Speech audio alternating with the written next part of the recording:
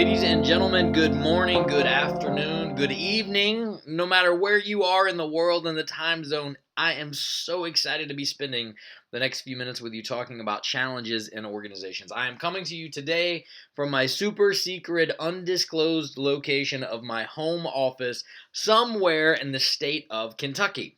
And I brought along a couple of friends today. Guys, I want you to meet, this is Jack, and then his brother Jackie. And these guys are going to help us kind of understand organizations and challenges in organizations and the reason why we can have a very difficult time solving problems, particularly evidence-based challenges in organizations, not based on anecdotal evidence or a gut feeling, but really kind of using research and evidence to get at things. And when we talk about those things, I want you to remember both Jack and Jackie here, and how fuzzy they are, how you kind of want to reach out and give them a big hug and squeeze them in and pull them in, and you want to hold them tight and to figure it out. But what we have to do is cut through some of the fuzziness. So I want to talk today, again, just about challenges in organizations and how we can overcome things like fuzziness and problems and fuzzy and unabstract kinds of things, so that we can really get at the idea of evidence-based research in organizations and we can overcome some of those challenges. So without further ado, ladies and gentlemen, let's turn our attention to some slides. All right, guys, as we turn our attention to challenges and examples of research in organizations, we have one single objective today, and that really is to cover that material. So let's just go ahead and move forward. Now, I don't want to go too far without contextualizing the hat, so that as we talk about this, hopefully your ideas become more crystallized. Remember, the idea is to think about something that you can actually name. What is it that you might be interested in, and can you name that topic? So, for example, are you interested in leadership, diversity, mentoring? What might it be? There is if you will, a virtual cornucopia of opportunities, of challenges and opportunities and things that you might look at within your hat. And we have to highlight the role of curiosity in applied organizational research. So don't forget to embed that idea of creativity and curiosity and passion into that topic that you're going to be focusing on throughout the duration of our semester. So as we move forward now, here's our bears again, right? So I want you to think about Jack and Jackie, right? Remember those two bears that I showed at the beginning of our podcast. What's going to inevitably happen to you is you're going to be sitting in your office one day and someone's going to run into your office and they're going to say, Brad, we have this big challenge. Our managers, they're just not very good. Our production line is too slow. Our food is too cold.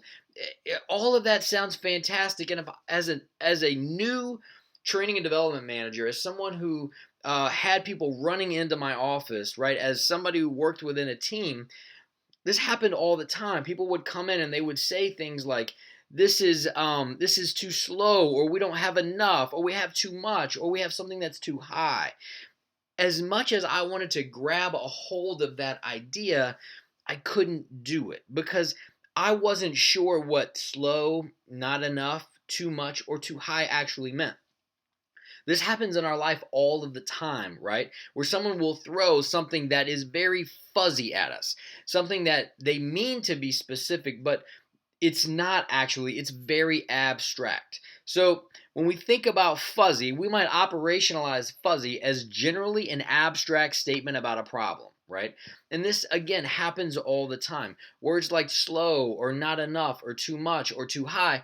Guys, these things have no meaning. Slow as compared to what? Slow as compared to last year's results, slow as compared to last quarter, slow or not enough as compared to last year or last week or yesterday, or too high as compared to what? Exactly what are we getting at? And so we have to figure out a way to operationalize the fuzziness of the words that sometimes people use. Now, when you hear the word fuzzy, I want you to picture big fuzzy bears because they look inviting and they look like that we could really kind of just hang on to them for a long time.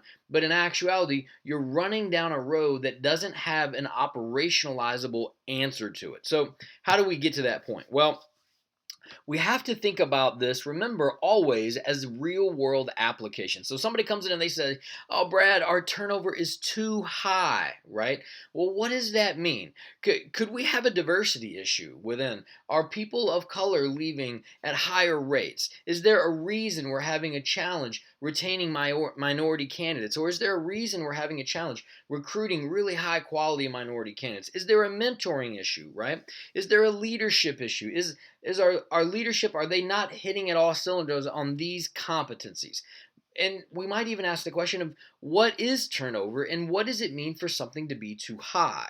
So oftentimes, some organizations have functional turnover of upwards of 100% per year, and they actually bank on that. They count on that. So for them, a 70% turnover rate is not high at all. It's actually fairly low. So we have to understand within the context of our own organizations exactly what are we talking about when we say turnover. So somebody runs in and says, turnover is too high.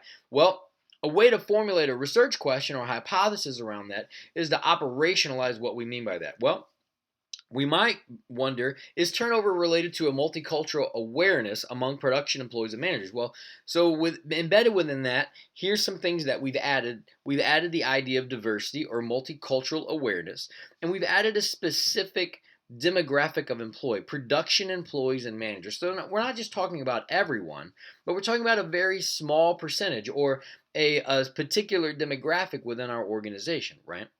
Now, research questions and hypotheses help us determine both our design and our approach to solving these problems. If we were having class together today, we would really dig into the idea of how you might solve the above research question. Now, if I was to present to you turnover is too high, how would you solve that? What would you do? Even the second, is turnover related to a multicultural awareness among production employees and managers? How would you actually get at that? And that's a that's a real question within organizations, right? Like that's a significantly applied perspective within organizations today. Now, a couple of ways we might do that is we might look at two different kinds of research. Now, don't miss this, all right? This is very important. There are two primary areas of research.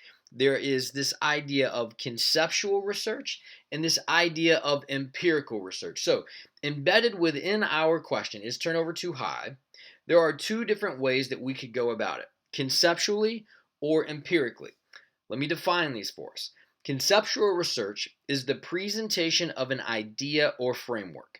It is grounded in literature and does not use direct or indirect experience to draw conclusions.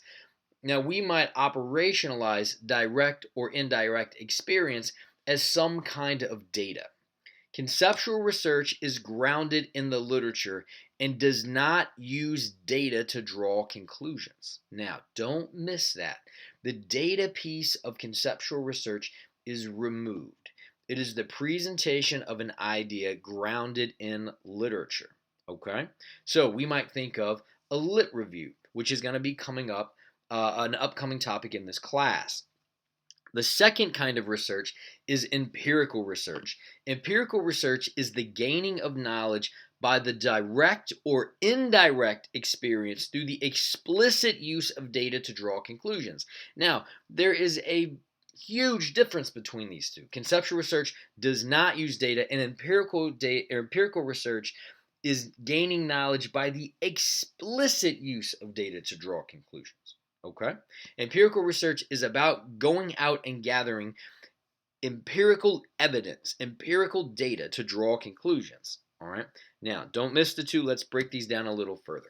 When we talk about conceptual research, what we're really talking about is the idea of theory building research, okay? We're talking about taking concepts and ideas and putting them together and applying them in a way that builds new knowledge, or lit reviews, which we'll be talking about in a future class period.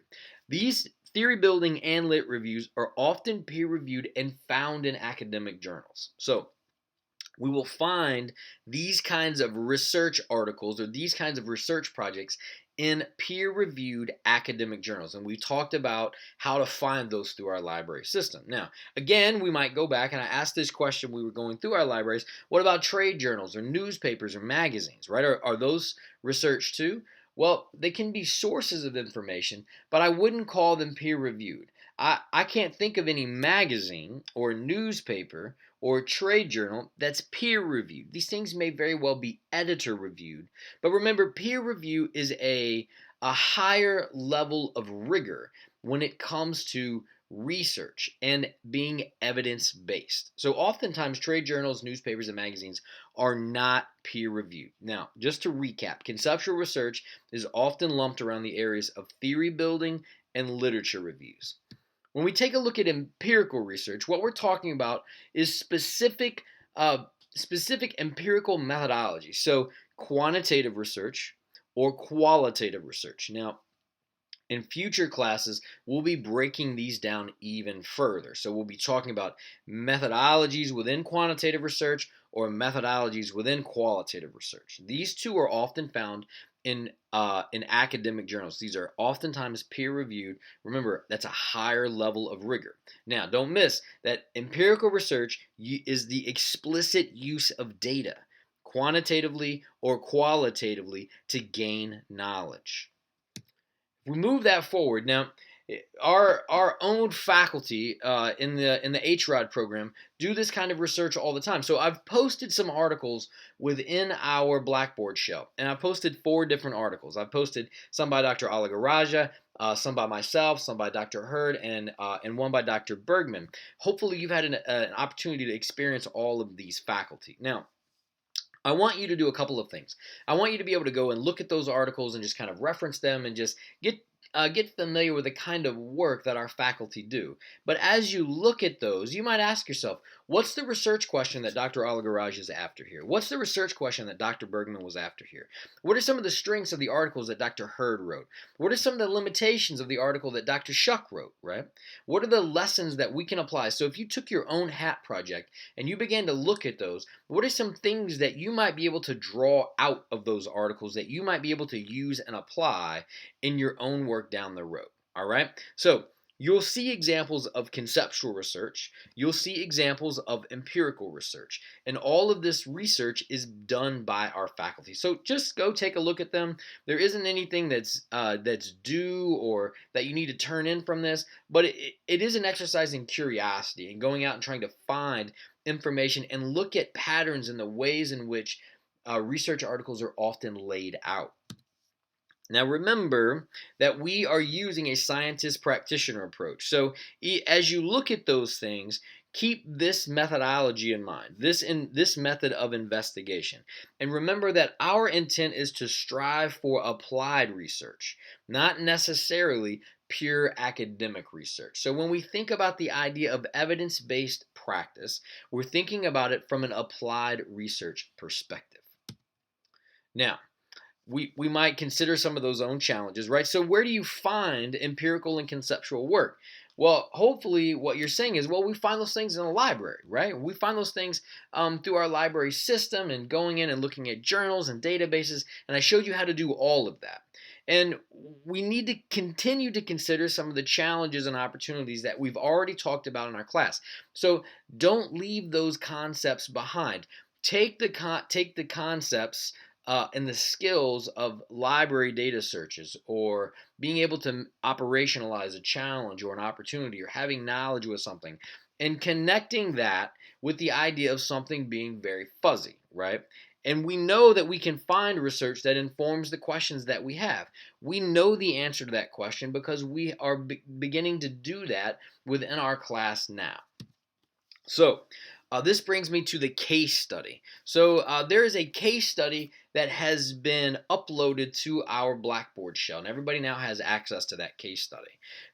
What I want you to do is to not only read that case study, but be able to take the skills that you've learned in this class, to operationalize the problem, to take it from something that's fuzzy to non-fuzzy, and be able to search the library and find evidence-based research that helps you answer that question.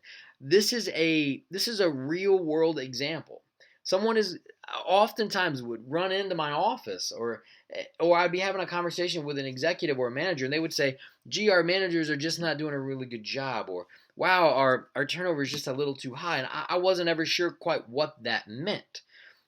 The same is true here within our SHRM case study. So you need to be able to begin to apply the skills that we're learning in this class within a real world context. So that case study and the protocol are all online under week 4 at this time.